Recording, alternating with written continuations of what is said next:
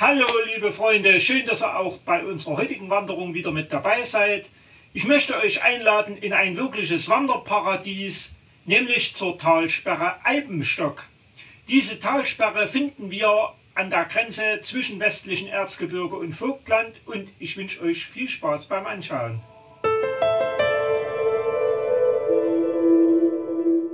Als Ausgangspunkt für unsere knapp 13 Kilometer lange Wanderung würde ich den Parkplatz am Freibad in Unterstützengrün empfehlen.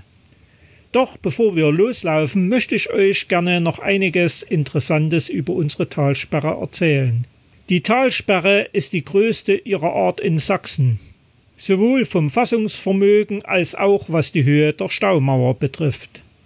Gebaut wurde sie an der Zwickauer Mulde, zum einen für die Trinkwasserversorgung der Städte Chemnitz und Zwickau bzw. den jeweils darumliegenden Gemeinden. Darüber hinaus dient sie zu geringeren Teilen auch der Stromerzeugung und dem Hochwasserschutz. Angeblich soll es 1890 erste Pläne für eine derartige Talsperre gegeben haben. Diese wurden aus unterschiedlichen Gründen jedoch nie realisiert. In den 1960er Jahren wuchsen die Städte Chemnitz und Zwickau beträchtlich. Der Bedarf nach Trinkwasser wurde größer. Grund genug, sich neue Gedanken über eine Talsperre an der Zwickauer Mulde zu machen. Schließlich war es 1974 soweit. Der Bau begann und die Inbetriebnahme erfolgte 1982. Dass zu so einer großen Talsperre noch diverse Vorsperren gehören, klammern wir heute aus und machen uns jetzt auf den Weg. Zunächst in das Geidenbachtal, die gelbe Ausschilderung Talsperrenrundweg benutzend.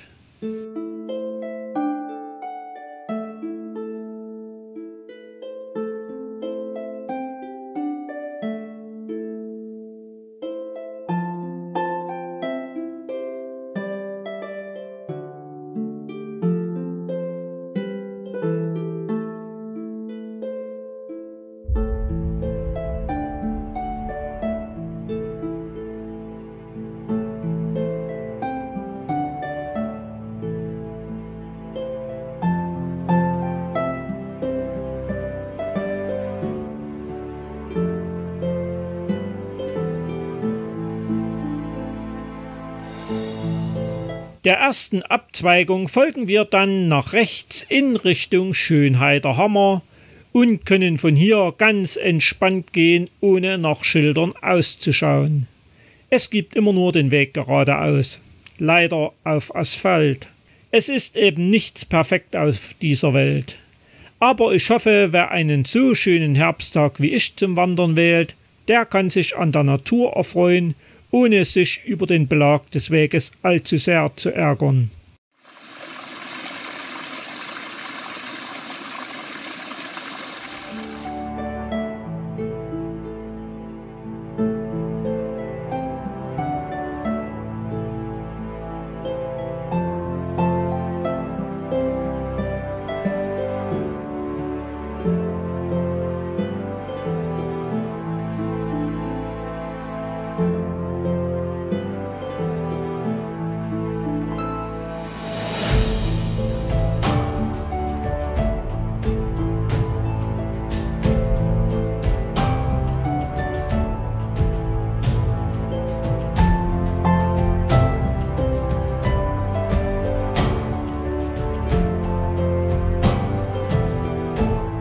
Natürlich gibt es unterwegs auch Möglichkeiten, wer sich nicht in der Lage fühlt, den gesamten Weg zu begehen, zum Abkürzen.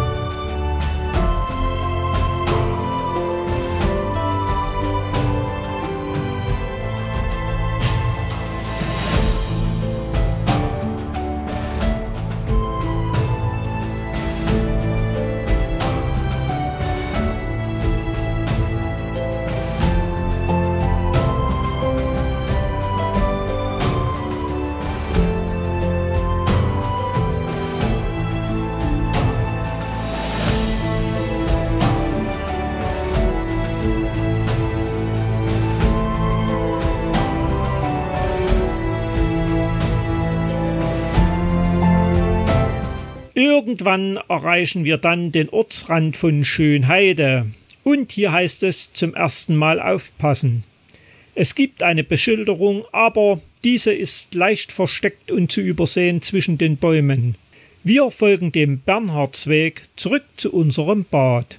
Sollte das jetzt vielleicht kompliziert klingen, keine Sorge. In der Beschreibung zum Video findet ihr unten die Links zu Komoot bzw. Outdoor Aktiv.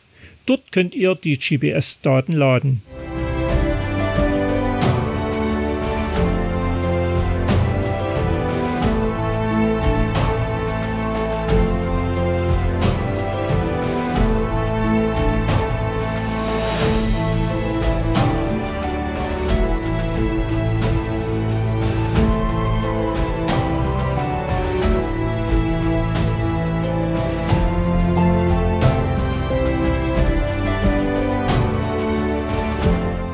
Tja, liebe Freunde, wer immer nur nach unten geht, der muss auch irgendwann wieder nach oben.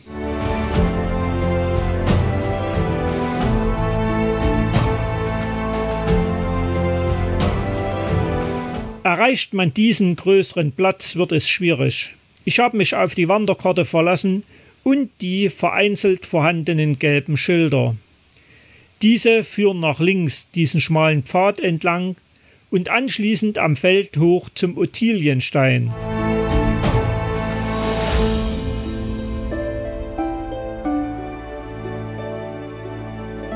Die Aussicht weit ins Vogtland ist ja wirklich wunderschön und rechtfertigt es hier entlang zu gehen, wenn...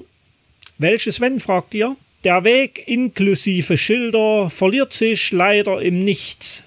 Wären die alten Römer bis in unser Erzgebirge vorgedrungen, dann würde ich behaupten, dieser Weg und Beschilderung sei noch von ihnen übrig geblieben.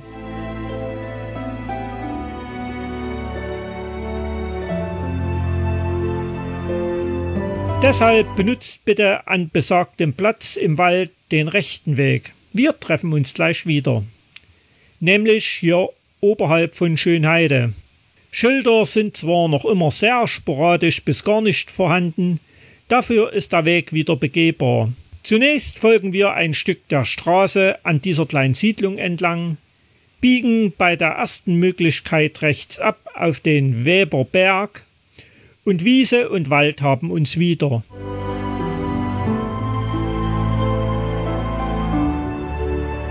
Und siehe an, plötzlich sind auch die Schilder wieder regelmäßig vorhanden. Am sogenannten Kleinen Kreuz ist auch zum ersten Mal wieder unser Bad unter Stützengrün ausgeschrieben. Von hier können wir wieder unbeschwert bei guter Beschilderung laufen und den wunderschönen Herbstwald genießen.